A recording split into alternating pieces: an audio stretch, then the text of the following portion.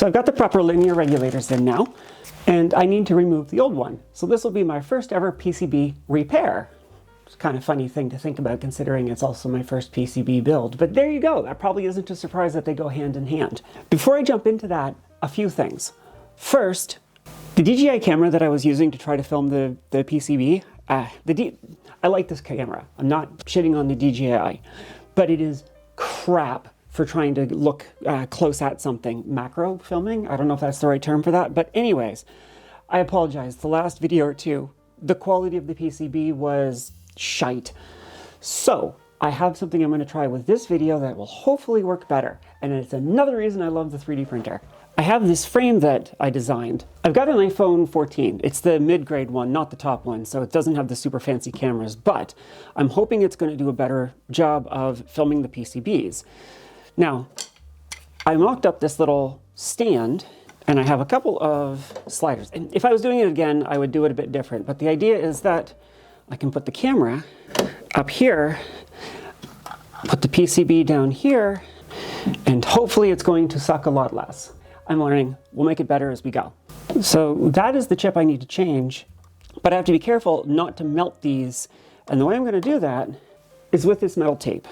I heard that you could use Kapton tape as well, but I saw a video where somebody was testing reworking a board with the Kapton tape and with the metal tape, and the metal tape did a much better job about preventing the components around it from being damaged by the heat. So there's my piece.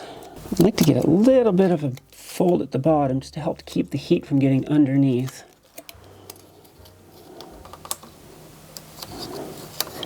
And hopefully that will protect the capacitors.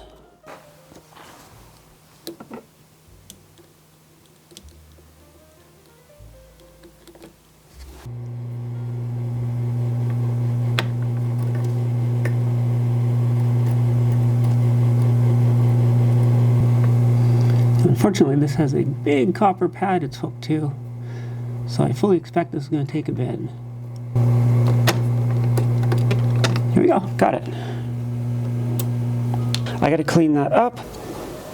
Yeah, did I do any damage to this? No, looks fine. There you go, these capacitors are fine.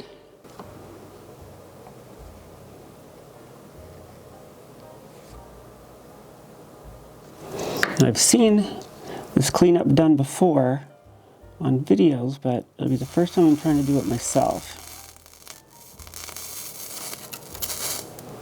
Okay, I have to turn the fan on. It's going to be a little tricky hand soldering back there with these capacitors in place, but this is exactly what I need to practice for on the boat.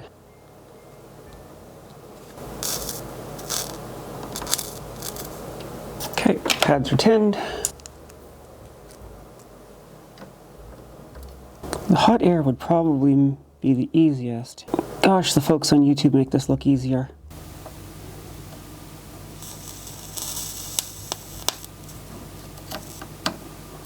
Okay, this is not working.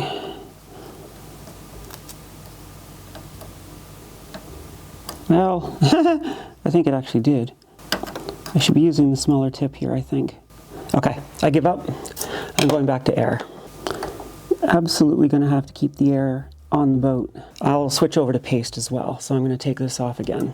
Honestly, as it is, this would probably work, even if it's crooked, but my OCD will not let that stand. I don't have OCD, by the way. I know people who have real OCD, and it's serious. Oh, something's smoking. Did I ruin the capacitor?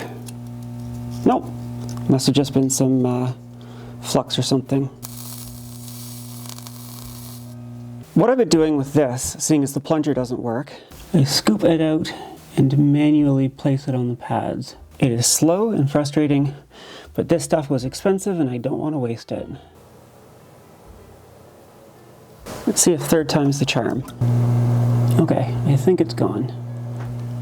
I can see a bridge back here. There we go. Let's tone it out. Okay, so the bottom one is ground and the shield is ground. That's good. 3.3 is connected, and I think the top one is 5 volts. Okay, 5 volts is good. So I ran into another problem. It's not a huge one, and it's one I accidentally fixed by making what I thought was a mistake. Let me show you what I mean. I didn't properly understand what an NMEA 2000 cable was. I looked at the back of my, I have a Icom M510 Evo, I think it is. If I'm wrong, I'm putting the right one here. And I looked at the back of that and I saw the connector and I checked it online and I thought, okay, I need an M12. I didn't realize there was a type A and a type B. So when I developed the boards, I was using these connectors and I bought this cable to do my initial work, which worked. Now, the first problem I noticed is that after I built it, there's no thread on these. The back of the radio and other NMEA 2000 devices I've seen have this threaded connector on it. So I thought at the time, okay, well, I just got the wrong connector. I need to get the connector that has the thread on it. When I went online looking for the right connector, I thought, okay, well, that's fine. I'll just find this, but with the thread on it, and I'll swap them out. But I couldn't find any anywhere. So I ended up buying these connectors. Now, you'll notice they're on a pigtail. They're not designed to mount directly to the circuit board. And then a couple days ago on Sunday, I went down to the boat to actually get the actual NMEA 2000 stuff. So later I'm going to do a video specifically on NMEA 2000 showing what I've learned so far. Once I know I've learned it right, which clearly I haven't yet. But one of the things you get is you get this power T, which goes to what would normally be your positive and negative 12-volt bus on the boat. I've currently got it sitting in this clamp to make sure I don't short the positive 12 and ground coming from the bench power supply. That provides power to the entire bus, and then you have drop cables that go to the actual devices. So off camera, I've been working on a couple other boards. I don't plan for the channel to be a watch Maddie build everything electronic for the boat. That would get boring. Where's the, oh hey hun. I don't even know if the camera can see you right now. Oh, gesundheit. You gotta be careful not to roll over your tootsies.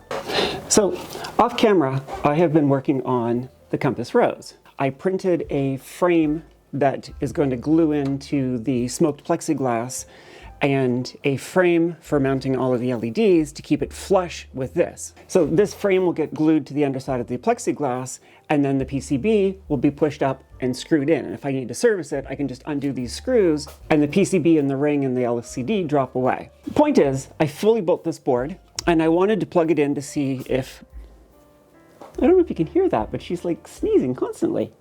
Yeah, right there, hon? Do you stick your nose in some pepper? So I wanted to plug this in and just see if things were working. And I noticed when I tried to plug it in, dramatic recreation on the relay board, it didn't fit.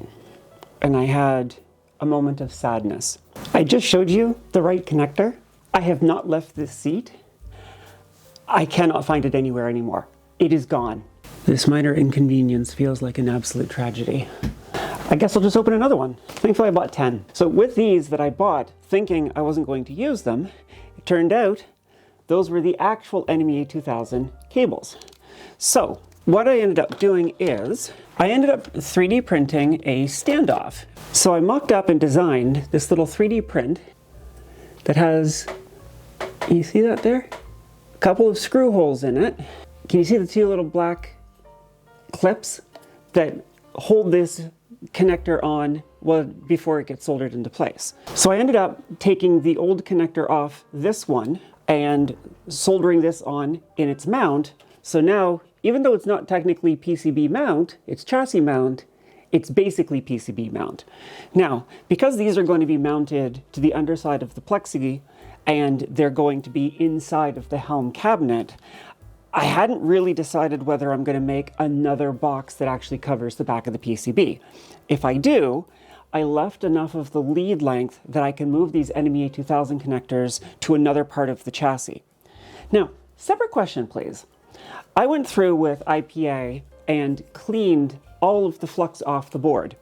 And when I was done, I don't know if it's coming across on camera, but it left this tacky goo all over the board. It's almost like the IPA broke down the flux turned it into a nice smooth spread, spread it all over the board, and then evaporated, which it's aesthetically unpleasing, but more, it makes me worry that when I do the conformal coating, which I'll do right before as part of the final install, it won't stick.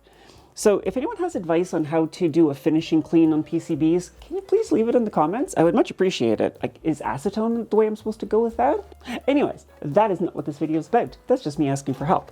So, I had made the same mistake on the main board. I had started to bring up this board, and this one I was doing the right way. I brought up just the 12 volt, verified it was working. Then I brought up the 5 volt unisolated, verified it was working. Then I did the 5 volt and 3.3 volt isolated and verified they were working, which means that the new linear regulator is in fact the one I need. So with 2 boards practice, let me show you how I'm doing it with a third. It is kind of brutal, but I tried hitting the underside of the connector with the hot air gun for a long time, and I turned up the heat to like almost 400 Fahrenheit. I don't know what that is in Celsius. I was going off by the reading, and I just could not get the solder to flow. So what I ended up doing is just hacking the whole top off and then just heating up and pulling each pin at a time, and it worked. I mention that because for once, you're gonna see me do something with at least a little bit of experience. Let's see if I can do this in front of the cameras. So the first thing I do is I clip the legs. That's the other leg cut off.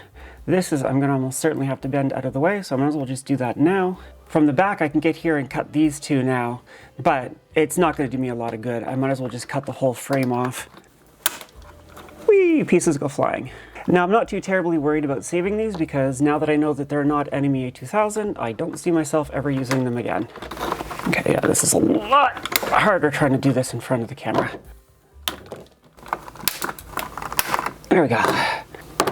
I'm sure folks are yelling in the comment section, if you did X, it would be easier. Please tell me in the comments how I could have done this better. There we go. If I add solder, it would go easier, and I know this, but then I have more solder to get rid of later. Let me get the fan going. And I'm getting into the bad habit already of forgetting to put my wrist strap on. I need to not get into that bad habit. I know it's probably okay because the mat is grounded, and I'm touching the mat constantly, but still. There we go. That's 2 out. There we go. Got it. That's 4.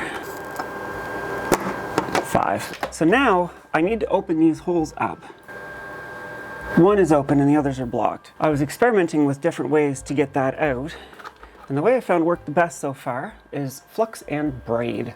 So yeah, I took the braid and I curled it up to be the right size to fit in the hole. Added some flux, stuck it in, and heated the braid, and it actually worked fairly well.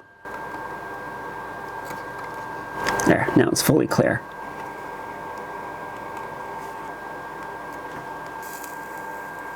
There. You can kind of feel when it drops in. And of course, I need to say this again. This is not a tutorial. I do not know what I'm doing. I am figuring it out as I go. Okay. Let's check it out on the other side. That is not great. It looks like I peeled the copper trace off the circle. It's still good on this side, so it'll make a connection, but this is definitely not going on the boat long term. It'll go on the boat for launch, but it won't go on the boat for long term. I always knew that was going to be the case with these boards anyway. Oh shit! I ripped the trace right off that. That's the can high, or can low. It's one of the 2 cans. The center one is one of the 2 cans. All right.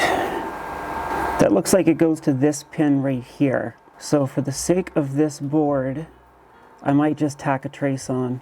So for sure, this pin is damaged. And I was right, it goes to that bottom pin. So if I tack a wire here, and I run it in, and I join it when I bring the other wires through and solder it all together, that bodge wire will jump over that trace. This one, which I tore the trace off of, it is actually connected on the back of the board. You can see here, and that one is fine, so that's okay.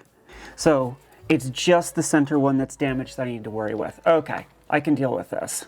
This is what I meant when I said I'm okay with bodging things and breaking things and making mistakes. That's all part of the learning process, right? Just so long as I don't completely ruin the board. I need to make that connection without bridging. Try to do it in front of you if I can. Okay, it feels connected. I probably should have stripped this end first. Oh well, woulda, coulda, shoulda. There we go. Now I could put that through the hole, or I could directly connect this to the end of the wire. I don't know if I'll be able to get both wires through. Okay, feels good. If I can put both wires through the hole, that'll provide a mechanical anchor for this and it won't tug on that pin. So one of the things I had to do is I had to create a list of which colors for this went to which pins. NMEA 2000 has a color code. This doesn't match it. So the brown, white, blue, gray, and black are this cable's color coding, not NMEA 2000 color coding.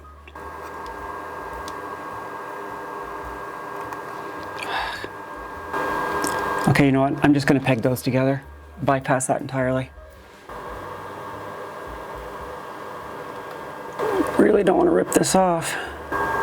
You almost certainly have a better view of this than I do.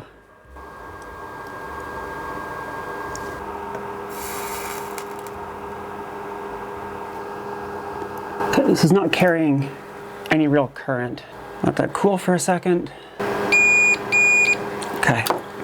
Ugly as smuck, but it works. And this, by the way, one of the reasons I'm not too upset by this is exactly the kind of problem I might be trying to solve on the boat. So as frustrating as it is to damage that trace, I'm kind of feeling like this is practice. The last thing I'm going to do before I do the others is I'm going to pull that over and tie it off to the leg of that diode. How exciting is all of this? It's so terribly exciting, isn't it? I've already cut and tinned the wires. Now, this is only 250 kbps, which isn't very fast, but one of the folks in the Discord channel suggested that I twist the cables anyway. Will it help? Maybe, maybe not. But as he put it, when you're dealing with a control system that's moving the boat, and you've got a 5-watt radio, 6-watt handheld VHF radio, it doesn't hurt to be a little overly cautious. So I am going to do that. Now, it's going to be a little bit trickier, because as you can see, I've zip tied this off, so this wire is now bonded to the leg of that diode. So I'm going to have to twist it, just wrapping it. It's not going to be great, but I'll do my best. Can high and can low is gray and black.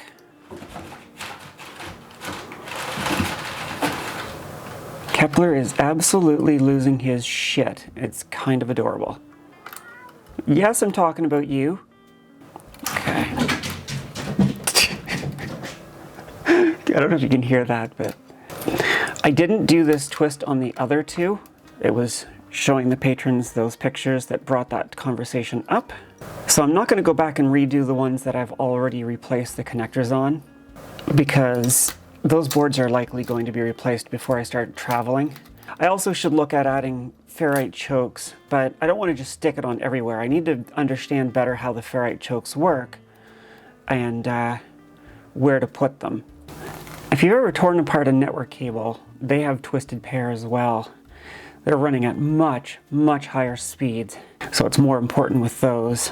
But the idea behind it is you don't have any two wires sitting beside each other for very long. So if one's generating a magnetic field, that magnetic field isn't going to have, it's not going to be sitting close to another wire that's high generating magnetic field while the first wire is low, potentially receiving that magnetic field and raising the voltage to the point where it's now read as a binary 1. Okay, so now I can flip that over and solder it.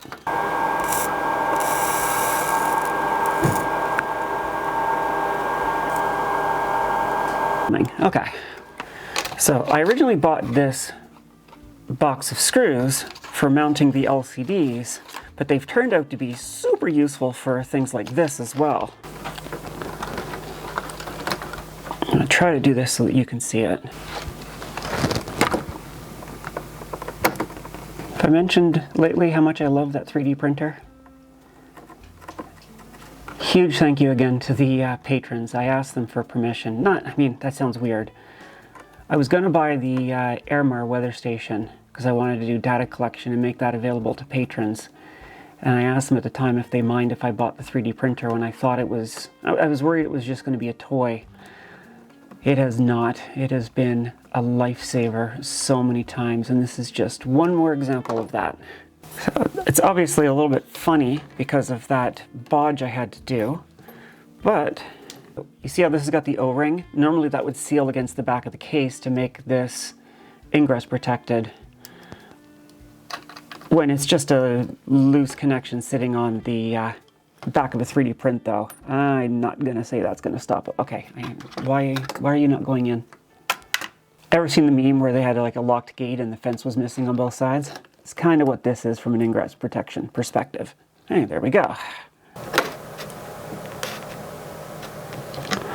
No sense killing it. I just wanted to... This just has to be strong enough so that I can push the NMEA cable on and pull it off without breaking. That's a 4mm wall. You can see how there's an angle there. So you can see the shape of it there. And that's actually fairly sturdy. The only thing I don't like is the two screws are right at the front. Those holes are not big enough for even these tiny screws, so I couldn't put the mounting holes back there. It's perfectly fine on insertion, but when I go to pull it out, the back of this leg is not held in place, so when it wants to torque, the screw's right there. I hope that makes sense. Anyways, again, this is temporary. So you've seen me tone things out before. I'm not going to do that on camera again, because I don't want to make this too boring. But I'm going to tone it out, and if all the wires look good, I am going to bring it up online, check the voltages like you saw last time, and then try programming it. This is my first board, and I can already tell you there's so many things I know I could have done better doing it a second time. These inline ICs, I don't know if you can see, but they're not sitting flat. Adrian's Digital Basement, I was watching one of his videos, and he uses blue tack for holding these pins in place when they're being soldered. I didn't do that, so they're kind of like melted and gross. Again, I knew that my first board was going to be something I would look back on and go, ew, and want to replace it, and that's also the reason why it's only got one relay on it. I'm gonna get to testing, and then I will be right back. So I just had a double failure. I had set up the DJI, I had set up this camera. I thought I had turned both of them on. I turned neither of them on. Go me. So the NMEA 2000 is set up, and it is powered by the Raiden at 13 volts. Obviously, I've already powered it up. I can tell you it works, but I can show you as well. I'm going to go to ship ground. You can see this here. I'm putting out 12.99 volt. I am reading 13.03 volt, which is a bit weird. You would expect the load to have less. But I'm going to just assume that's inaccuracy in one of these two. The 5 volt is 5.035, and that's the non-isolated 5 volt. Now I'm on the isolated. The isolated 5 volt is 5.001, which makes me want to believe this is what's accurate, because that's a nice accurate voltage. And the 3.3 is actually 3.319. Someone in the comments, and I'm going to put their comment here because it was absolutely hilarious, said, when I said in the last video that I'm going to try to write a little Hello World script to see if it's working, they said, do you mean Hellorld? Usagi Electric, who is an absolute madman when it comes to computer stuff. He revives and gets working like old, very old, like going back to the 60s, big iron computers. So he built like, I think, an entire relay computer at one point. Like this guy's just, he's nuts in the very best way. Apparently when he was writing one of his programs or testing one of his systems, he meant to write Hello World and he mistyped it and it was Hellorld, and that just kind of became a thing. And yeah, I think I'm gonna copy that because that's pretty damn hilarious. So I'm going to write a Hellorld script that is just going to print Hellorld to the serial port over and over and over again. So this is the RS-232 device, or adapter for my laptop. So I should be able to plug that in, and when it starts printing, I should see it show up on screen. I'm not going to make you watch me figure out how to program it. I need to figure out how to use this to send the firmware to the MCU. I'll probably bring the camera back when I'm ready to do that, but if things go well, that should really be just like I was doing before when I did my previous programming with the Nucleo boards. This, when I did plug it in before, showed up as a USB device, Dev USB ACM0 or TTY USB 0. And if that's the case, then I should just be able to flash this and it will send the code to the MCU and it'll work just like it did before. For me, I got a little bit of work. For you, here's another magic. So it is 1:30 in the morning. I should probably be going to bed, but I don't want to. Reason for that is, I think I am ready to try to program the board for the first time. So on the top screen here, I have a screen session which is monitoring the output of the serial port. All of this is theoretical, of course. I've written a program that should print data to here, and this is a far stretchier stretch goal, it should actually respond to the switch and turn on all 3 of the LEDs. When I turn off the switch, after a 3-second delay, the lights should go out. The lights at this point don't reflect the relay state at all. I'm just using them as a test. So here's my program, which I have not tried to upload. It compiles. That's all I know at this point. Oh, and you almost fell off there. She's like, I don't know what's going on, but I think I'm going to leave now. How's that for a thumbnail? Make. It compiles. So cat flash. All right, so this should use OpenOCD using the ST-Link DAP config. I don't know if that's going to work for this. Transport select. SWD is single wire debug. Target is the STM32C0, which this is. And then the program I'm going to upload is build blah reset exit. Is this going to work? I don't know. Kind of surprised if it does. No! Target voltage. Oh! It's not powered on. Okay, I can fix that. Okay, so that is on. It is set to 13 volts. 20 amp. I was doing something else with that earlier. I'm going to do current set, bring it down to 0.1 amp. That's probably not enough to stop it from blowing up, but at least it won't go crazy. Let's power it on. May's got the best seat in the house. Is she actually blocking you? Well, that's okay. That's what this camera's for. Okay, let's try this again. Holy shit. It lit up. I'm not seeing anything on the serial port output. And the lights aren't turning off. But it lit up. I didn't expect it to work, and it's not working, to be clear. But that is a very successful not working. Okay, could that just be something?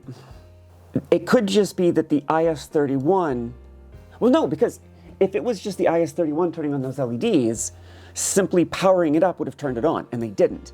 They turned on when I flashed it. So this is talking to the MCU. Poorly, but it's talking. High-speed high-speed I2C channel 1 is what I'm using to talk to the IS-31. USART is how I'm talking to the serial controller. I do have a oh, I'm not doing any DMA. Oh, that's okay. The DMA is on the RX only, and I'm trying to transmit, so that wouldn't matter. I'm not worried about receiving. Oh, of course it's not printing to the serial port. Because all I'm doing is a simple print. Okay, I think I can fix this. I just need to do a little bit of work. I've got to look up the code to make sure I'm actually talking to the serial port properly. I did that in the old code, so I just need to dig up my old code and port it over. I'll bring you back when I'm ready to test again. Heavy noises. I left the board running for a bit, and it was fine. It never heated up. So I think I've got it solved. I mean, I don't know. I brought you back, and if this fixes it, it's a really simple fix, and it's almost too simple, which just makes me think this is going to work, but let's find out together. So I had set up a car buffer, a variable called buffer that's a kilobyte long, and I have to print to that buffer, which should send it to this serial output. But that wouldn't be enough by itself. I also didn't have the new line and carriage return, so maybe not having the new line and carriage return was part of it. Let's find out together. I'm kind of not expecting this to work.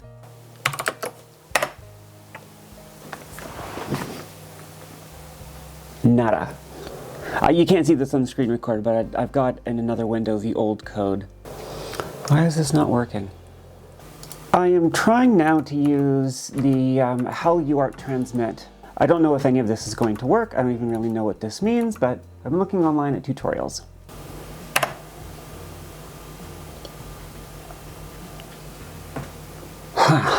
Shit.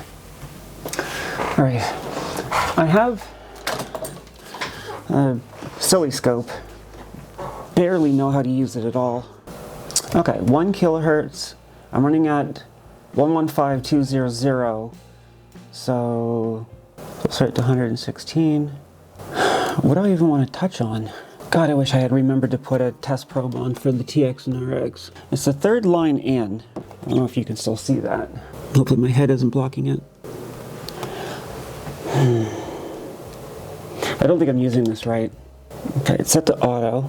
It's on channel 1, which is what this is plugged into. The third pin is the USART TX, so there should be a signal coming into the MX or MAX 232 if this is actually printing to screen, but I think I just have a software issue. I don't think it's set up properly. I mean, I don't even know if I'm using this properly.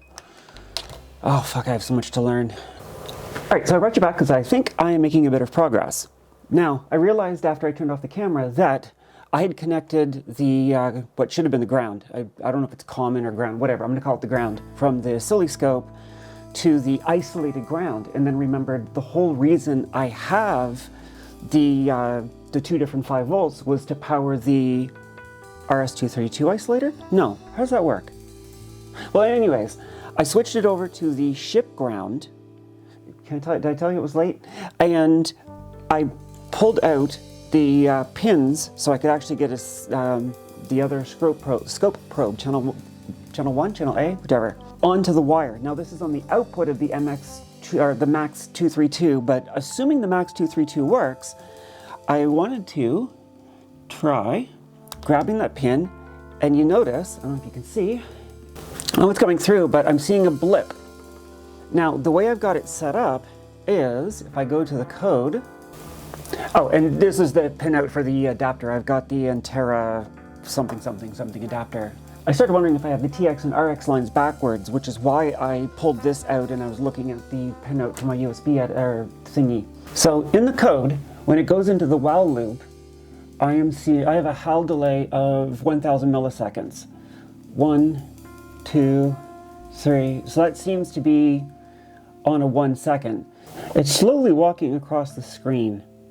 There's probably some significance to that if I knew what I was doing. It sure looks like it's a bit of data coming in though, doesn't it? So yeah, I'm wondering if I've got my pinout backwards. Let me set this to something stupid. Let's make it 5 seconds and see if that... Actually, I have to get back to the screen I was at before. There we go.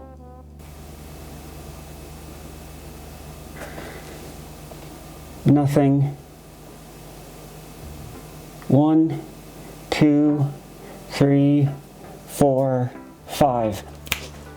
It's alive. It's not printing, but it's alive. Okay, so the reason I brought this out is I want to reverse this. So currently I have 4 going to is TR transmit receive, and 3 is TXD and DT. I think I might have my cabling wrong here. DTR and DSR. I've got 3 and 4 wired up. I think I've got this USB thing wired up the wrong way. If the Googles are to be believed, I have screwed up the TX and RX lines on the PCB header. On the MX232 chip, pin 13 is R1 in, which goes to pin 3. So that's where it would receive data over the serial bus. So I actually care about this line, which goes to pin 4, which is my gray wire right here. Maybe just connecting the transmit into the receive might work. It might not if where I don't have a ground. Let's see. This gray cable, if that's the case, plug in like that. So I would need to send it to here.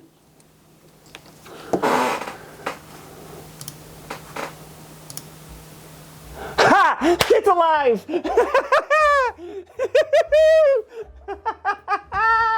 It's alive! I know I've got the screen recording going, but come on, focus, focus. Ah! It's alive. I don't have carriage return or line return, but oh my God.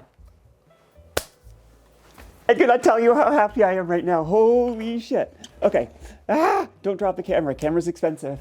I'm going to make an adapter because this is going to be a problem all the time, and I can't do this all the time.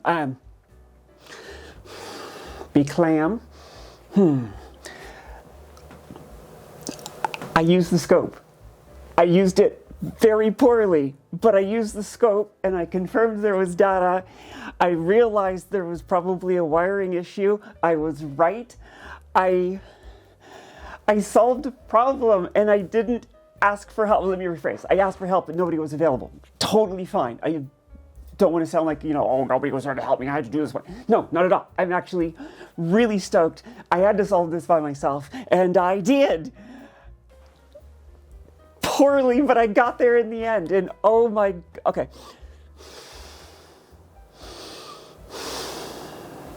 Be-clam.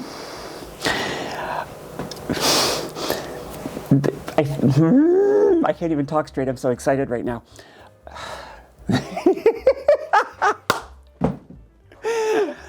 The thing with DIY, and I think if you're not a DIYer, it's hard to explain this feeling. It's when you've been fighting and you've been fighting and you've been fighting and you've been doing all of this work and you have no way of knowing whether it's going to work.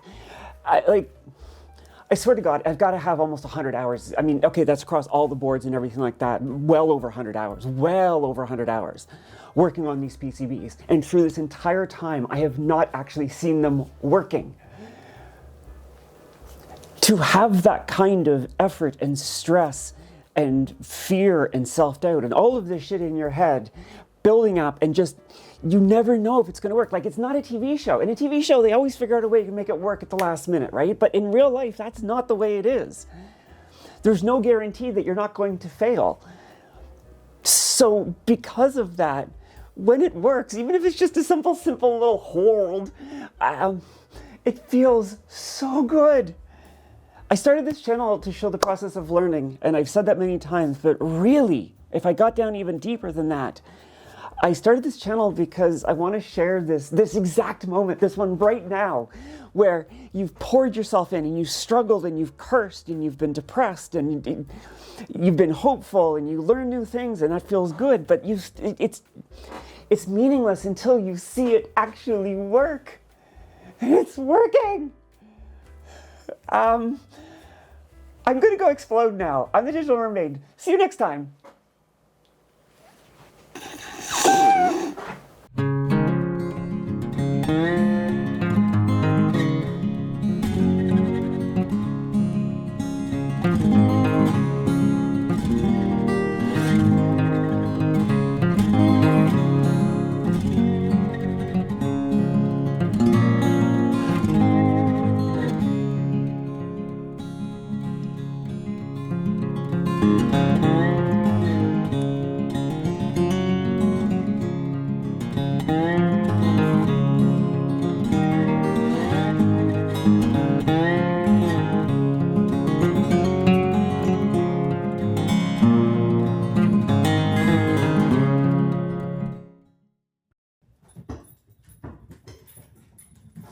What are your opinions on this last election and the recent tax policy announcements?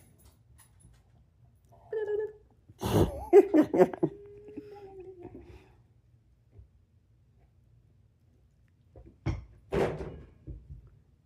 must like the fact that I'm warm. Mm. He's not in any hurry to move. Nope. Oh, we're not paying attention. Now throw your ball. You have to let go for her to throw the ball. Riker. He doesn't... He's like, no give, only throw. He wants to play tug of war.